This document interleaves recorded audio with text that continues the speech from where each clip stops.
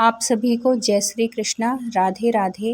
तो जो आज की एकादशी है उसका बहुत बड़ा महत्व है और इस एकादशी की कथा सुनने श्रवण करने मात्र से ही एकादशी के व्रत रहने जैसे फल प्राप्त होता है। तो कभी भी इस तरीके की कुछ कथाएं होती हैं उनको बीच में पूरी कोशिश करिएगा कि बीच में ना काटें और ना ही छोड़ के जाएं।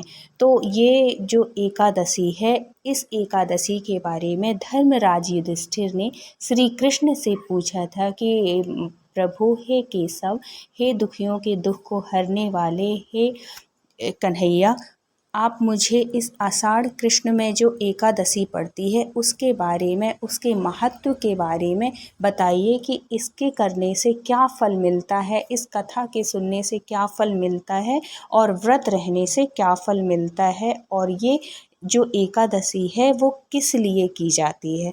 तो उन्होंने कहा, भगवान श्री कृष्ण ने कहा, हे धर्मराज, तुम ये जो दुनिया के प्राणी हैं उस कल्याण के लिए, उनके दुखों को दूर करने के लिए ये जो तुम ये प्रश्न किए हो, ये बहुत ही उत्तम प्रश्न है। और मैं इस एकादशी के बारे में इसका महात्म्य बताऊंगा कि ये क्यों की जाती है और इसका नाम क्या है। तो इस एकादशी का नाम है योगिनी एकादशी। इससे कोढ़ आदि भयंकर से भयंकर बीमारियां भी दूर होती हैं इस व्रत के रहने से। तो फिर उन्होंने एक कहानी बताई कि एक बार अलकापुरी नामक एक जगह में राजा कुबेर राज्य करते थे। उनका माली पूजा के लिए फूल लाने गया था, किंतु माली विषयों में फंस गया और पूजा के फूल लाना भूल गया। और फिर क्या हुआ कि जब वो बहुत देर तक राजा इंतज़ार किए और माली फूल लाना भूल गया, और जो राजा थे वो पूजा में ही बैठे रहे, इंतज़ार में ही बैठे रहे। फिर उनको बहुत तेज गुस्सा आई और उन्होंने उस माली को श्राप दे दिया राजा कुबेर ने कि जा तू कोढ़ी होकर पृथ्वी पर भटकता फिरेगा। राजा के श्राप से माली कोढ़ी हो गया और कोढ़ी होकर भटकने लगा।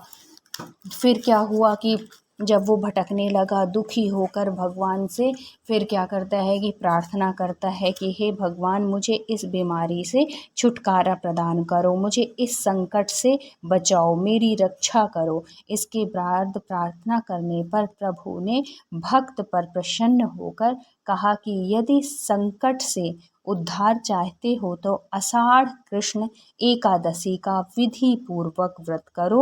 इससे यह रोग दूर हो जाएगा और तुमको सुख की प्राप्ति होगी और इससे तुमको छुटकारा मिलेगा। माली ने आषाढ़ कृष्ण एकादशी का व्रत किया, जिसके कारण माली का कोढ़ दूर हो गया और वो स्वर्ग को चला गया। तो इतनी ज़्यादा ये महत्वपूर्ण है ये एकादशी की हमारी जो बीमारियां होती हैं, कोई भी चर्म रोग हो, कोई भी इस तरीके की बीमारी हो, आप श्रद्धा पूर्वक उसका व्रत करिए और व्रत का पालन करिए। कैसे व्रत करना, एकादशी के व्रत में चावल नहीं खाया जाता है, फलाहारी व्रत करिए, कैसे भी व्रत करिए लेकिन चावल नहीं खाइए। और कोई भी व्रत ना श्रद्धा के साथ, विश्वास के साथ करो तो वो ज़रूर फलता है।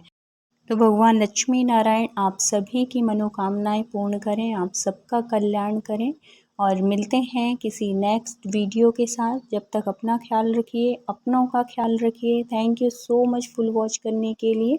वीडियो अच्छा लगा हो तो please like share and subscribe कर दीजिएगा। Thank you so much.